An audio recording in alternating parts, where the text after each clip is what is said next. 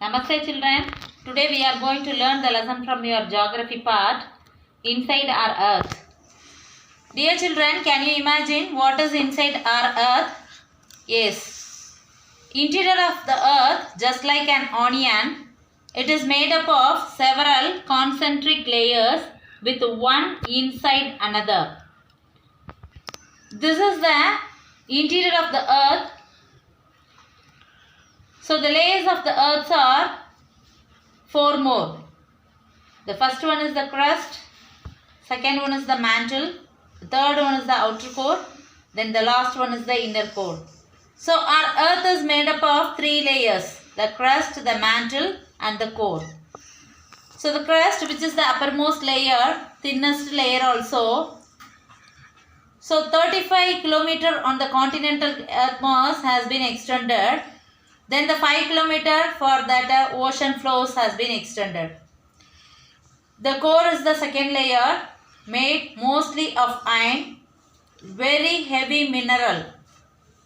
1/3 of the earth's mass, it is too hard.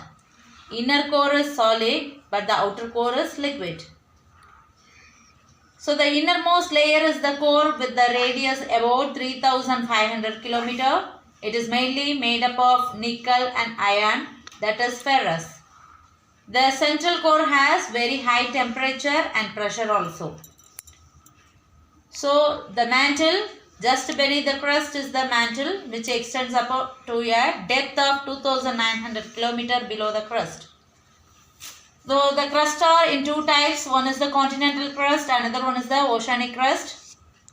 So which is about 35 km on the continental mass, only 5 km on the ocean floor. So the main mineral constituents of the continental mass are silica, that is alumina, and it is thus called sial and alumina. So the rocks are in three types, that is the extrusive igneous and intrusive igneous and then metamorphic. The sedimentary rocks, igneous rocks and metamorphic rocks. The earth's crust is made up of various types of rocks. It will be different in color, size and texture. There are three major types of rocks, that is igneous rocks, sedimentary rocks, metamorphic rocks. So this is the process of rock cycle.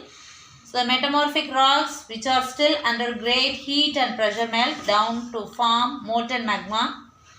So which emitted by this volcanic eruption through lava. This molten magma again can cool down and solidify into igneous rocks.